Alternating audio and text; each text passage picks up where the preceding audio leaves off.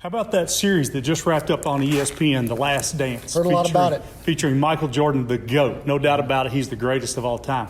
What I thought was interesting in one of the episodes, I can't remember exactly which one, it was in that in-between period of his stints in the NBA. He did that little 2-year tryout with baseball. Mm-hmm. And when he decided to go from baseball back to basketball, he and his publicist were working, trying to figure out how we're going to let people know we're back. And it was interesting, the publicist said he had tried to come up with 3 or 4 or 5 different things and just never could get it figured out. And so then he was talking with Michael about it, and Michael said, just give him 2 words. And he says, what's that? He's like, tell him I'm back. Well, we're back, but more importantly than that, welcome back, Capital City.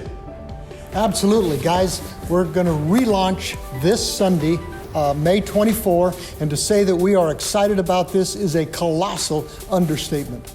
You see, we exist as a people, we exist as a church family to worship our God, to tell people about Jesus, and to drag each other to heaven. That's our first purpose. You know, our hands have been kind of tied by this quarantine. It's been difficult for us to do our best at these things.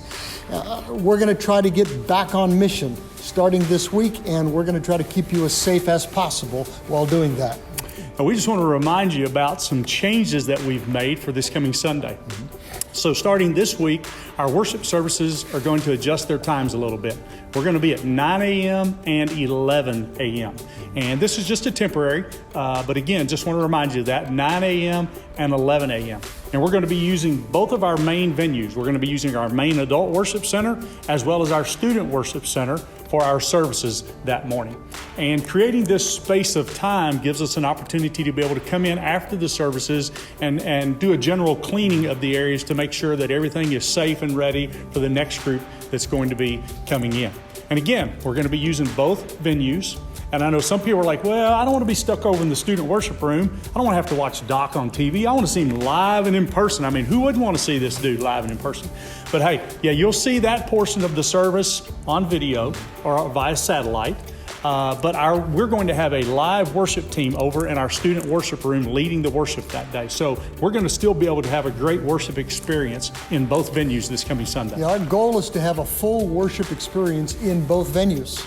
It is going to include singing because, guys, the worship of God throughout the Bible has always included singing. It's going to include the Lord's Supper, but we're going to do that a little bit differently this week here at Cap City. You're not going to go to the worship stations in the room. You're going to pick up the communion elements in the foyer on tables as you enter the room. We're also not going to have any kids programs this week. Kids are going to be sitting with their families in both of our worship centers. The kids programs will be phased in over the next few weeks, and there's not going to be any adult Bible fellowship classes quite as yet. Yeah. Now, I'm sure most of you have seen the safety protocols. You've heard about the guidelines that have been put in place for churches, and we're going to do our very best to honor those. Matter of fact, we think we're going above and beyond. And you're going to notice when you come into our worship venues that there are fewer chairs. We have spread those chairs out, creating more space in our aisles, creating more space between rows. And again, that's in both venues. Every Friday, our janitorial service is going to come in and they're going to sanitize all of the chairs in both venues. That's going to take place every week during this crisis as we continue on. But we're just trying to make sure that everything is clean as it possibly can be. We're going to ask you, and I know it's going to be tough, okay? But we're going to ask you to refrain from having physical contact with each other. You know, I know you want to shake hands. I know you want to hug, but we're going to ask you not to do that just yet. You know, feel free to maybe bump elbows or tap feet with one another. Do the Spock or do the mork for mork, nanu nanu, however that used to go, kind of thing. You can do that, okay?